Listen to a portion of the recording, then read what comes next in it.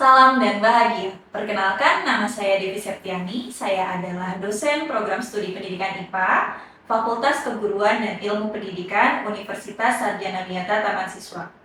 Pada kesempatan kali ini, saya akan menyampaikan pernyataan diri dosen dalam unjuk kerja Tridharma Perguruan Tinggi atau PDD UKTPT bidang pengajaran pada salah satu mata kuliah yang saya ampu, yaitu biologi.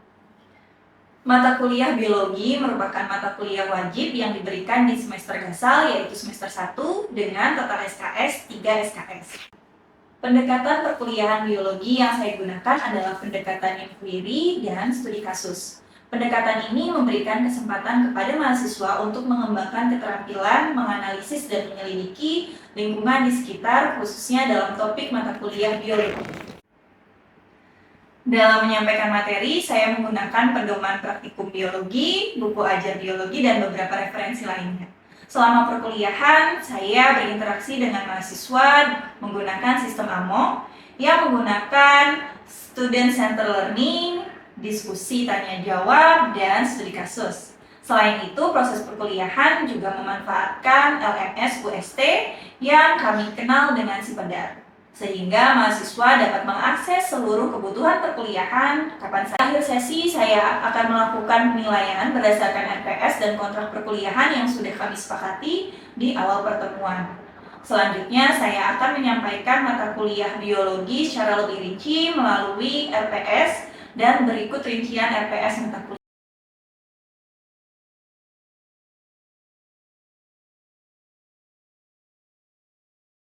Pembelajaran semester untuk mata kuliah biologi, bobotnya itu ada 3 SKS, teman-teman. Jadi nanti akan ada 2 teori dan ada 1 praktikum gitu ya.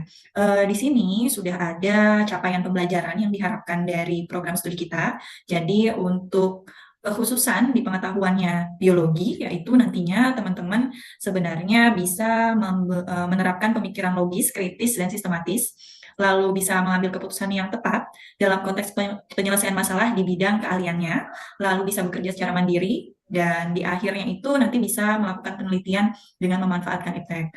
Kalau khusus capaian pembelajaran mata kuliahnya, itu adaan di sini CPMK 1, yaitu mampu menunjukkan sikap religius dalam memahami segala konsep biologi yang ada di lingkungan sekitar.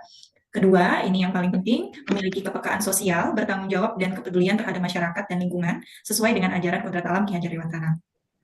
Yang ketiga, nantinya teman-teman juga dalam 1 semester akan mampu mengkaji, mendalami, memberikan penjelasan mengenai konsep dalam tumbuhan dan hewan dalam kehidupan dengan sistematis dan tepat. Selanjutnya ada CPMK 4, yaitu menganalisis konsep biologi yang sesuai dengan kehidupan sekitar secara kritis.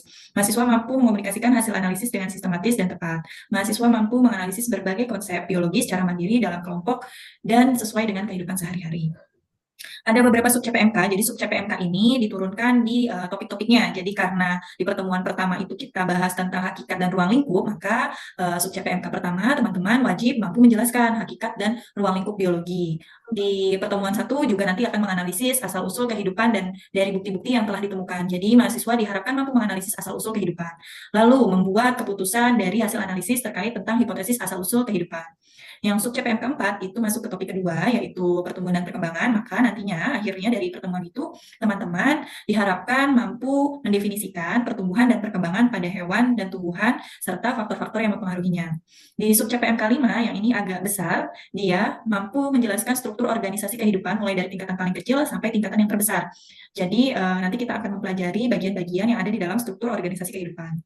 Di sub CPMK 6, ini juga subtopiknya sebenarnya agak banyak. Mahasiswa mampu mendeskripsikan berbagai sistem dalam kehidupan hewan, manusia, dan tumbuhan. Jadi kan sistem itu ada beberapa ya, nanti kita akan coba cermati, di bawah ada topik-topiknya. Selanjutnya ada sub CPMK 4. Mahasiswa dapat mengetahui definisi, cara pengolahan, dan membuktikan cara pengolahan energi pada organisme heterotrof melalui pengamatan tidak langsung. Yang sub CPMK 6, kalau tadi adalah organisme heterotrof, kita coba juga untuk mengetahui definisi cara pengolahan energi di organisme autotrof. Selanjutnya di sub CPMK 9, di sini ada menjelaskan perkembangbiakan pada hewan, tumbuhan, dan manusia. Berbeda ya dari yang awal tadi, yang sub CPMK 4, kalau sub CPMK 4 ini hanya batasnya sampai perkembangan, tapi bukan perkembangbiakan. Oke, Selanjutnya ada sub CPMK 10. Di sini mahasiswa mampu menjelaskan fenomena pewarisan sifat dan bentuk penyimpangan dari hukum Mendel. Di sub CPMK 11 nanti teman-teman diharapkan mampu mendeskripsikan bentuk kelangsungan hidup manusia atau makhluk hidup melalui adaptasi dan evolusi terhadap seleksi alam. Sub CPMK 12 dan ya yang 12 ini kita fokus kepada penjelasan tentang prinsip ekosistem. Nanti teman-teman akan mempelajari dari artikel-artikel ekosistem yang sudah berkembang yang ada di tahun-tahun terbaru. Jadi kita akan coba analisis permasalahan yang ada di ekosistem sekarang. Selanjutnya di sub CPMK 13, akhirnya nanti teman-teman akan melakukan penelitian kecil-kecilan gitu ya, penelitian sederhana yang mungkin waktunya kurang lebih hanya ada seminggu begitu ya teman-teman ya.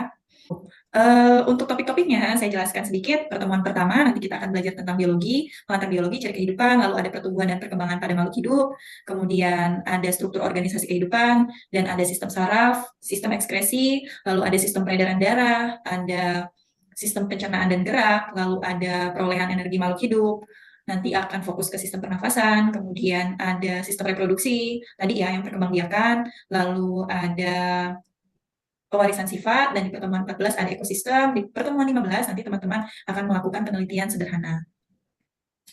Baik, itu topik-topiknya, dan nanti metodenya ada beberapa yang harus dilakukan project based learning, ada beberapa yang coba kita lihat dari case method atau studi kasus, jadi akan ada beragam ya teman-teman ya metode pembelajaran yang akan kita lakukan. Kalau dari yang pertama ini, karena dia ciri kehidupan, nanti akan ada diskusi tanya jawab, lalu pertumbuhan dan perkembangan juga akan ada diskusi tanya jawab. Di bawah itu ada tim project untuk struktur organisasi kehidupan, dan untuk sistem-sistem, kita akan basicnya di problem based learning. Jadi kita akan coba mengenali permasalahan-permasalahan yang ada di sistem, lalu kita memahami lebih rinci lagi apa itu sistem-sistem tersebut ya, misalnya sistem peredaran darah ya apa, terus prosesnya bagaimana, gitu. Oke, itu untuk metodenya. Selanjutnya, yang terakhir yang perlu teman-teman cermati di sini, untuk rubrik penilaian. Jadi penilaian itu akan ada fokusnya ke ini, ketiga hal ya teman-teman ya. Jadi dari partisipasi itu selain kehadiran juga ada keaktifan di dalam kelas. Kemudian tadi sudah saya sampaikan kalau di beberapa pertemuan akan ada yang namanya project based learning dan ada yang namanya case method atau studi kasus. Nah, hasil dari studi kasus dan project itu nanti persentasenya akan sebesar 35 bobotnya, 35% di dalam penilaian akhir kita. Dan untuk penilaian kognitif atau pengetahuan, nanti akan ada tugas selama 1 semester dan akan ada beberapa kuis, persentasenya 5%, sama-sama 5%, kemudian untuk ujian tengah semester dan ujian akhir semester 20% besarannya. Selanjutnya saya akan menampilkan video pembelajaran biologi yang sudah saya lakukan. Baik. Assalamualaikum warahmatullahi wabarakatuh. Waalaikumsalam warahmatullahi wabarakatuh. Selamat sore, salam dan bahagia semuanya. Selamat sore. Salam. Oke. Hari ini gimana kabarnya teman-teman? Masih ada energi untuk kuliah kita? Alhamdulillah masih sibuk. Masih ya, alhamdulillah. Sebelum kita mulai, kita berdoa dulu teman-teman. Berdoa, disilakan. Berdoa selesai. Hari ini kita akan coba mempelajari tentang gangguan pada sistem saraf. Tujuannya mampu mengenal dan mendeskripsikan sebenarnya penyebab gangguan pada sistem saraf dan jenis-jenis gangguan pada sistem saraf itu apa saja. Begitu ya. Sebelum kita lanjut ke materi, boleh saya minta bantuan teman-teman untuk buka menti.com-nya. Apa yang kamu ketahui tentang gangguan pada sistem saraf? Gangguan pada sistem saraf manusia, ya. Gangguan pada sistem saraf manusia kira-kira itu apa? Kerusakan pada sistem saraf. Saraf penghubung. Penyebab kerusakan otak. Sistem kekebalan tubuh. Virus pada... Ada yang mau coba jelaskan saraf penghubung maksudnya apa? Bu, banyak sel-sel saraf ada. Jadi maksudnya saraf penghubung gitu. Penghubung dari sel-sel saraf itu. Oh, oke, yang menghubungkan gitu ya maksudnya. Oke, jadi gangguannya ada di saraf penghubung gitu maksudnya. Gangguan pada saraf itu bisa terjadi. Jadi kan kalau gangguan saraf itu artinya berarti kan ketika si sistem saraf tidak bisa bekerja dengan normal gitu ya. Jadi ada proses yang terganggu dalam proses motoriknya, atau responnya, atau rangsangannya itu agak terganggu. Nah, hari ini coba kita kenali sebenarnya penyebab dari gangguan sistem saraf itu apa saja. Sebelum ke situ dulu, masih ingat nggak teman-teman sistem saraf itu apa? Ada yang mau coba jawab? Ya, Putri, silakan. Jadi untuk sistem syaraf sendiri ini nanti akan mengkoordinasi seperti tindakan dan sensorik yang nantinya dikirimkan dari otak ke seluruh tubuh. Kemudian untuk sistem syaraf sendiri ini tuh terbagi menjadi dua, yaitu sistem syaraf pusat dan sistem syaraf tepi. Seperti itu, Ibu. Oke, baik Putri, terima kasih. Jadi jelas ya tadi Putri sudah menyampaikan. Sebenarnya kalau kita lihat dari pengertiannya sendiri, sistem saraf itu gabungan dari organ yang kompleks atau terdiri dari sel-sel saraf yang bergabung membentuk jaringan saraf. Maka nanti akan ada dua jenis sistem saraf, yaitu kalau masih ingat ada sistem saraf pusat dan sistem saraf tepi. Karena dia bentuknya ini ya, serangkaian organ yang kompleks, berarti kan sangat riskan terjadi gangguan di dalamnya. Jadi misalnya ada beberapa hal yang mengganggu lajurnya atau jalannya proses saraf ini, maka dia akan menjadi gangguan di sistem saraf. Artinya koordinasi antara otak dan seluruh tubuh akan menjadi tidak baik. Nah, hari ini coba kita cermati sebenarnya apa sih penyebab sistem saraf ini bisa mengalami gangguan. Oke, hari ini saya mau fokus ke 5 saja.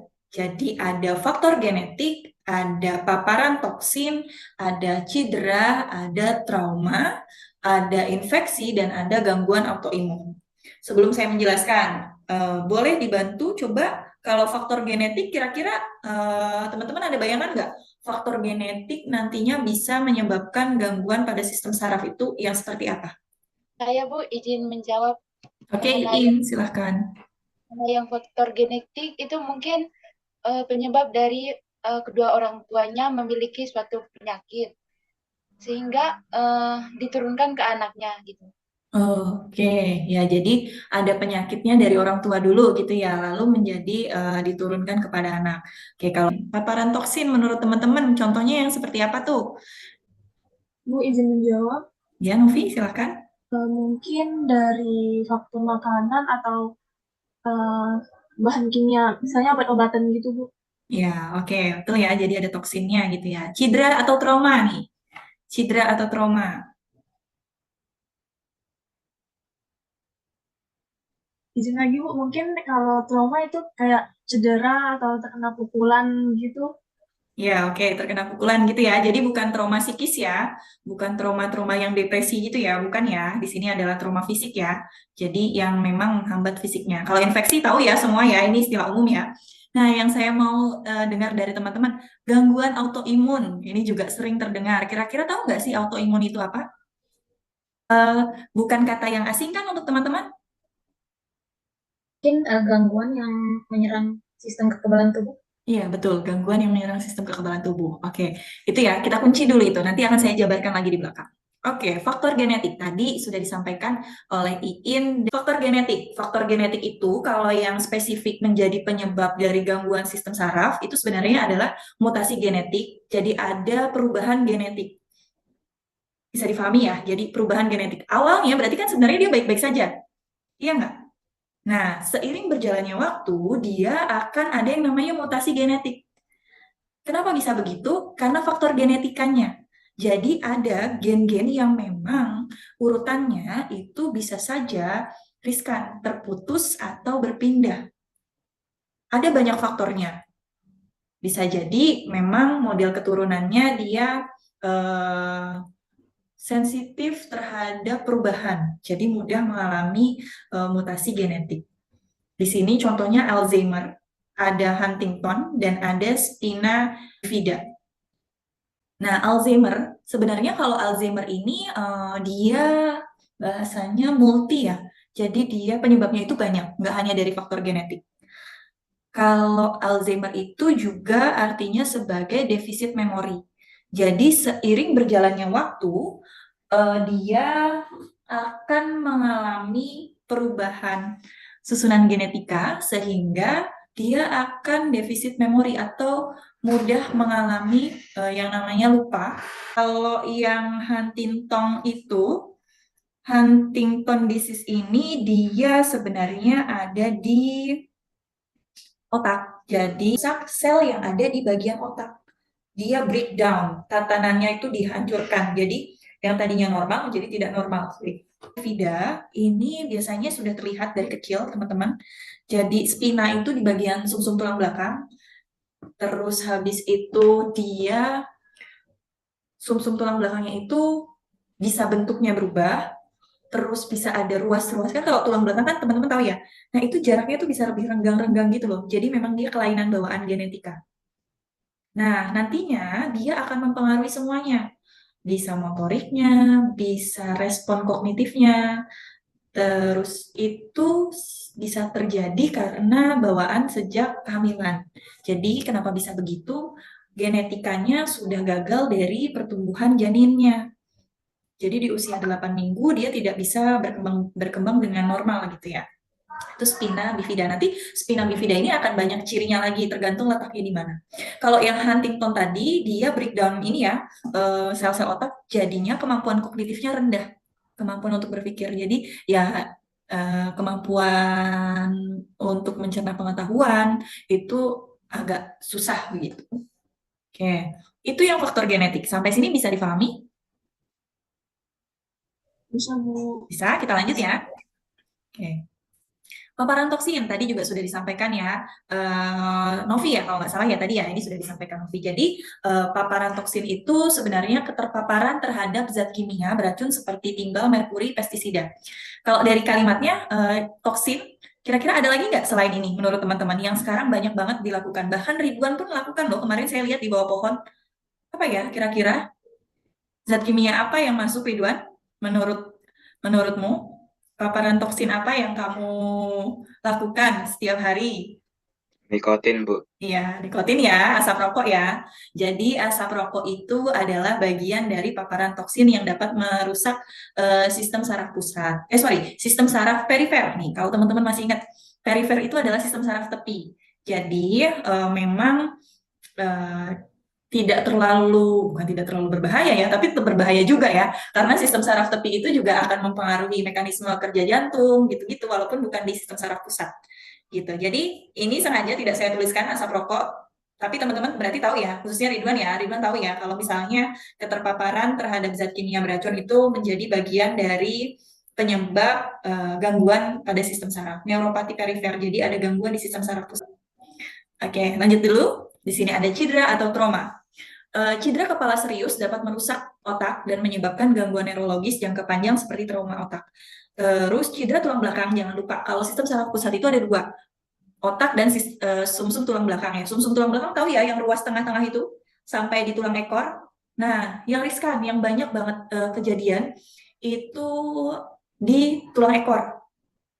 Ya kan, kalau teman-teman jatuh, apalagi banyak yang sering bercanda, misalnya bangkunya ketika temannya mau duduk, bangkunya ditarik. Nah, itu sangat riskan untuk menyebabkan cedera tulang belakang. Dampaknya bisa kecacatan permanen. Karena di ruas tulang belakang itu, kalau dari atas itu adalah bagian leher, terus habis itu ada dada, dada itu nanti bekerja sama dengan tangan, terus bagian punggung, pinggang itu akan bekerja sama dengan kaki. Jadi motoriknya akan terganggu ketika bagian-bagian kan misalnya tulang ekornya kena nih, ketekan, dia kan akan menyalurkan saraf-sarafnya ke atas kan. Misalnya di tulang ekornya yang bengkak, nanti kalau dia bengkak terus, peredaran darahnya nggak lancar, maka dia akan merusak sistem saraf yang ada di atas-atasnya. Jadinya dia akan mempengaruhi, maka disebut bisa kecacatan permanen. Jadi tergantung dari ini ya, besarnya traumanya, jadi besarnya tekanannya atau kerusakan di bagian sistem saraf di yang tadi tulang ekor. Terus habis itu di sini tadi juga sudah teman-teman sebutkan ada saraf kejepit ya.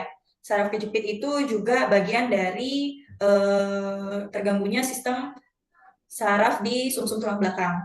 Biasanya gitu. Jadi karena bawa barang-barang yang berat atau mungkin ketika mengangkat yang berat walaupun cuma sekali tapi dia salah posisi.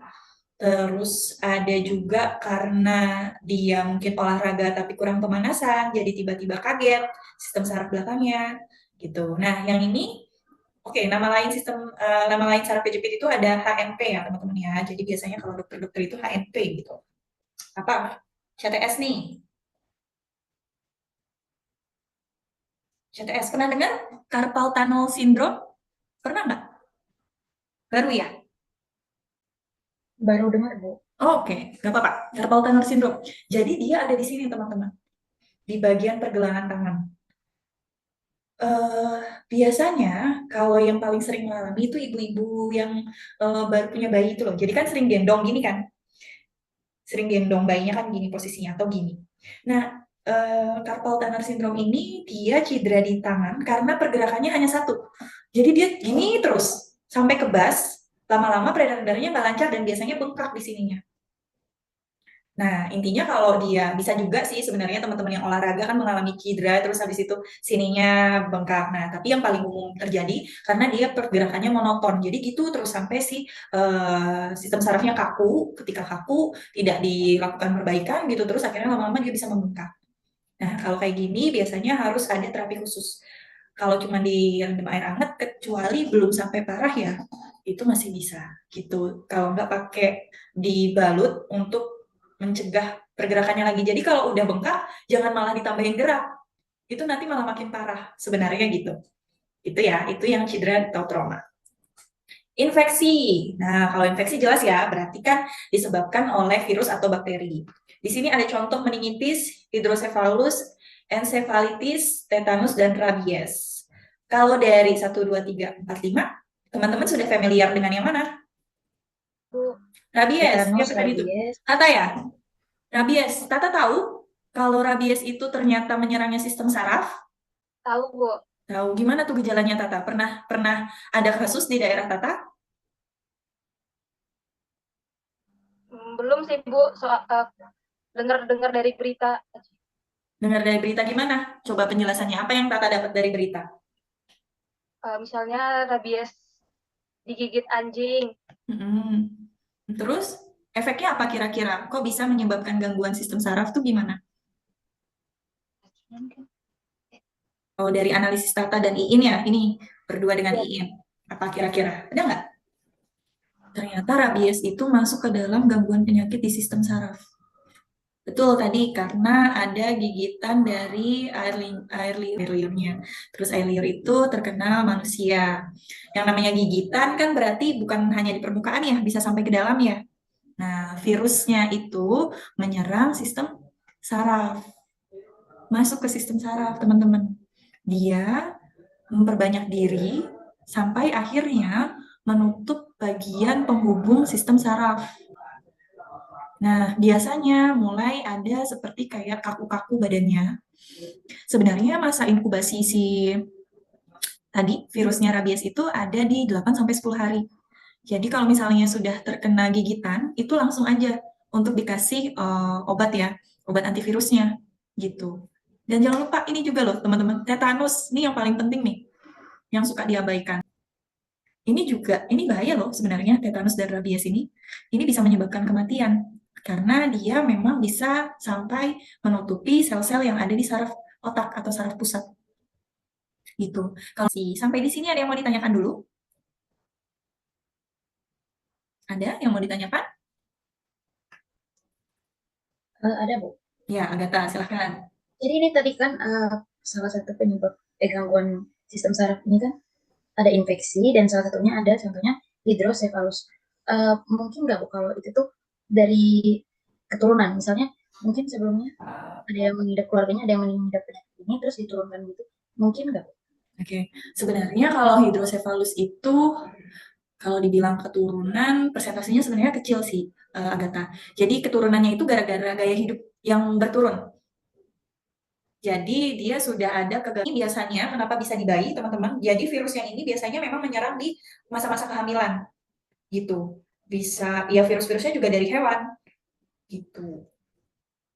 Disebabkan oleh virus infeksi. Infeksinya kan kalau ini kan jelas ya. Kalau hidrosefalus itu tadi kan pertama infeksi dari kayak makanan gitu loh, Agatha. Makanya kenapa ibu hamil itu tidak boleh makan makanan yang mentah, harus yang matang. Nah itu adalah bagian dari sifat yang preventif untuk mencegah penyakit-penyakit yang seperti ini. Jadi dibawa dari makanan. Makanya tadi saya sebutkan sebagai gaya hidup. Sudah jelas, Agatha? Sudah, Bu. Terima kasih. Iya. Coba mau menjelaskan atau menebak-nebak kira-kira autoimun itu apa? Autoimun itu tuh sistem kekebalan tubuh yang menyerang jaringan tubuhnya sendiri, termasuk sistem syaraf yang nantinya itu akan menyebabkan kerusakan dan peradangan. Seperti itu. Iya, betul. Jadi penyakit autoimun ini sebenarnya kompleks ya teman-teman ya. Kita ambil dulu arti dari autoimun.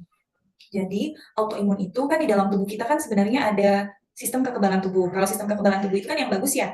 Jadi dia bisa menghalau virus dan bakteri yang masuk ke dalam tubuh sehingga tubuh kita memberikan respon yang mungkin seperti pilek, batuk itu adalah tanda dari tubuh kita sedang merespon ada benda-benda asing yang masuk ke dalam tubuh. Tapi kalau autoimun dia punya genetika autoimun, dia akan memakan si sel-sel yang menjadi kekebalan imun kita. Anggaplah sel kekebalan imun kita itu kayak tentara. Nah, tentaranya itu dimakan oleh sel-sel yang lain yang sehat juga.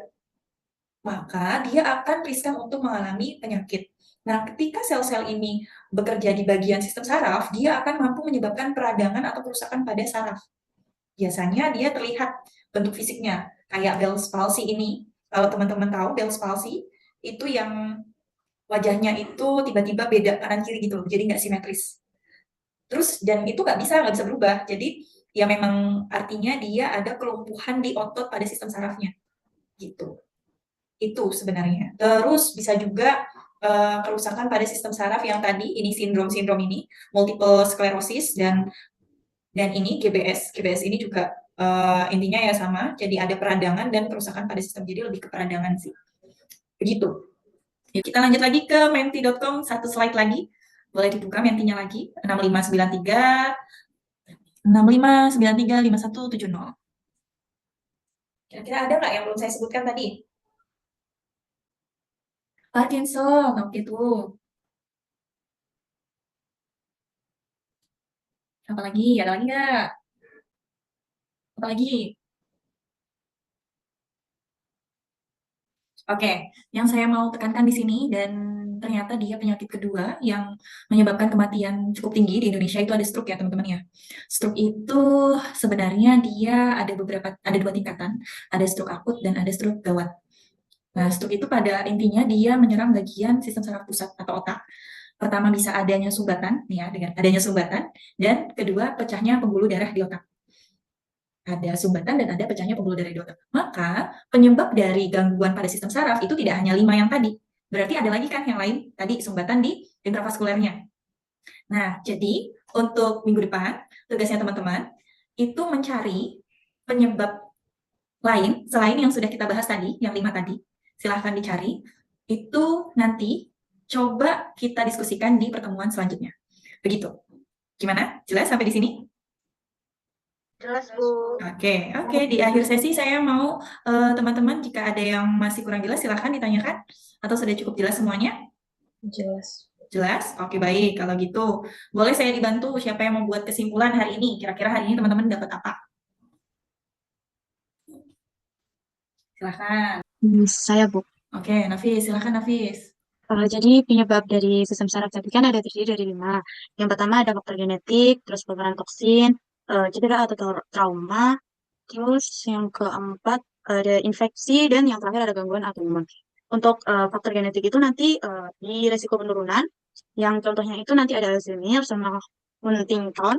Terus untuk yang paparan toksin itu nanti itu tuh dari dari makanan. Untuk yang cedera atau trauma itu nanti dari pukulan yang mengenai saraf utama. Terus untuk infeksi itu nanti infeksi bakteri atau virus. Yang terakhir ada gangguan autoimun dari kekebalan tubuh yang menyerang jaringan saraf. Itu, Ibu. Oke, baik. Good. Terima kasih ya, Nafis ya. Oke. Betul ya. Sama-sama, Jadi, Ibu.